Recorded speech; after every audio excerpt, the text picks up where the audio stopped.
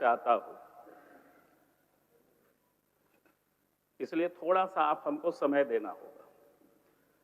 और मैं कोई व्यवधान नहीं पैदा होगा, लेकिन नहीं, काम की ही बात मैं करता हूँ अध्यक्ष महोदय। अगर आसन को आप सहयोग करते हैं तो आज हमारा इच्छा था कि 2-4 प्रश्न नहीं, वो आप जितना देर तक हम लोग चला लेंगे अध्यक्ष महोदय, देर तो चलेगा ही आज। नहीं, मेरा कहना है ना कि राज्य का जो विषय है फिर वो तो आना ही चाहिए।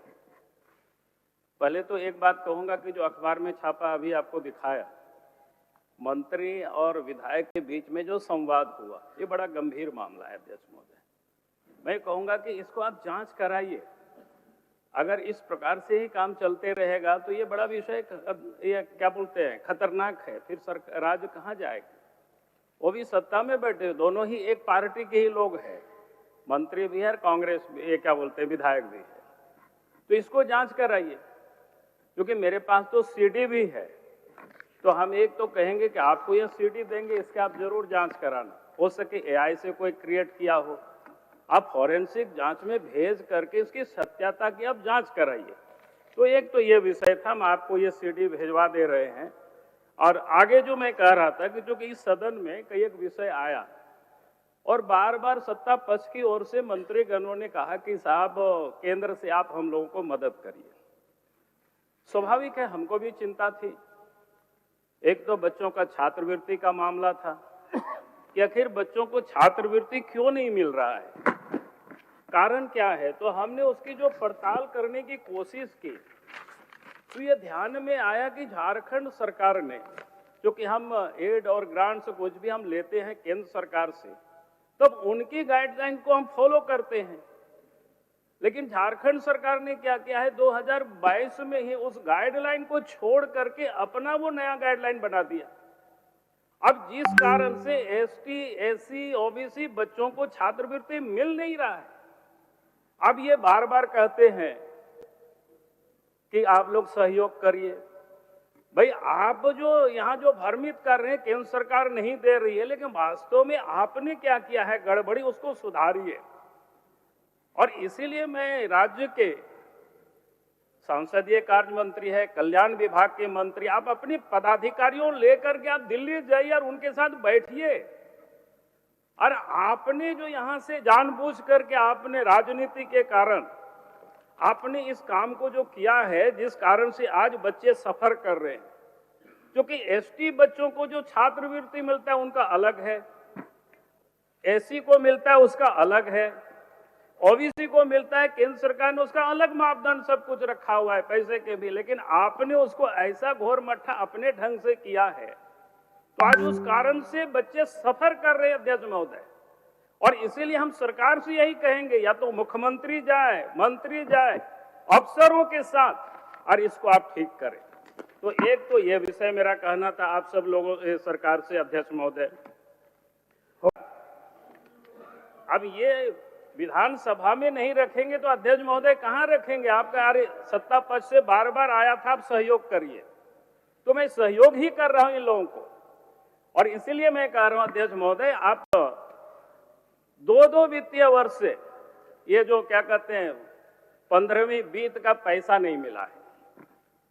अभी कितना दुर्भाग्य स्थिति है, 15 वित्तवें का 2-2 ये में पैसा नहीं मिला। अगर उस पैसे को आप देखते हैं 2 वित्तीय वर्ष में, तो 1300 और 1300 करके तो 2600 करोड़, मैंने ऐसी मोटा मोटी मैंने रफली कर रहा हूं, बहुत बड़ी रकम है। अब क्यों नहीं मिला है? उसका भी वही कारण है, बार बार आपको 4-5 बार पत्र लिख चुके हैं सरकार, केंद्र सरकार ने। अब पिछले जो खर्च हुआ उसकी आपका जो लेखा जोखा होता है पटल पर रखने के, वो सब भी आप किए नहीं। तो इसलिए मैं कृषि क्या कहते हैं ग्रामीण विकास मंत्री यहां बैठी हुई है, हम कहेंगे कि मंत्री जी आप अपनी अफसरों को लेकर के आप भारत सरकार के मंत्रालय में जाइए, मैं आपको मदद कर दूंगा। लेकिन जो नॉर्म्स भारत सरकार की है उसको तो आपको फुलफिल करना पड़ेगा। मैं चूंकि यहाँ नहीं पढ़ रहा हूँ बहुत सारे, मैं सीधे संक्षिप्त में, क्योंकि अध्यक्ष जी का अभी समाप्त नहीं हुआ अध्यक्ष महोदय विषय, अगर आप यहाँ भी नहीं करें, पंचायत में लोग, मुखिया लोग सब जगह जाते हैं, बोलते हैं कि साहब पैसा नहीं आया 15वें वित्त का, आप लोग विधानसभा में बोलते नहीं है। हमने मुखिया लोगों को आश्वस्त किया कि मैं आपके लिए आवाज उठाऊंगा, लेकिन हम पहले अपने आप को मजबूत होना चाहते थे। केंद्र से भी हम पता कर लेना चाहते थे कि मामला कहां अटका हुआ है। तो अब ये इसलिए मैंने अध्यक्ष महोदय, आप उत्तर देना, कोई दिक्कत नहीं है, मैं तो सुनने के लिए हूं। ये तो आपका विषय था से जुड़ा हुआ, ये कृषि विभाग का है। अभी धान की खरीदारी हो रही है, लेकिन धान की खरीदारी में किस प्रकार से गड़बड़ी होता है अध्यक्ष महोदय। गुमला जिला में डीसी ने एक जांच कमीशन बैठाया, जांच के बाद उन्होंने दोषी पाया गया, और दोषी पाया गया तो उसमें कमेटी ने वो रिपोर्ट साफ साफ दे दिया।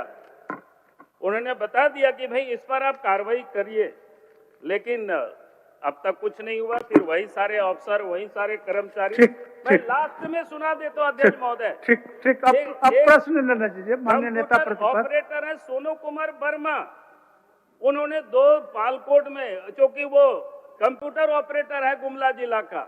अध्यक्ष महोदय, गड़बड़ करते हैं अध्यक्ष महोदय। अध्यक्ष महोदय, इसको जांच कराना चाहिए। कागज अध्यक्ष महोदय, कागज भिजवा मैं आसन से ही जानना चाहता हूं कि क्या नेता प्रतिपक्ष जो अनुपूरक बजट पर सरकार का उत्तर हुआ था, उस उत्तर के संदर्भ में आप प्रति प्रश्न कर रहे हैं सरकार से? ये अवसर नहीं है। आपको बोलना था तो आप उसी दिन बोले होते महोदय।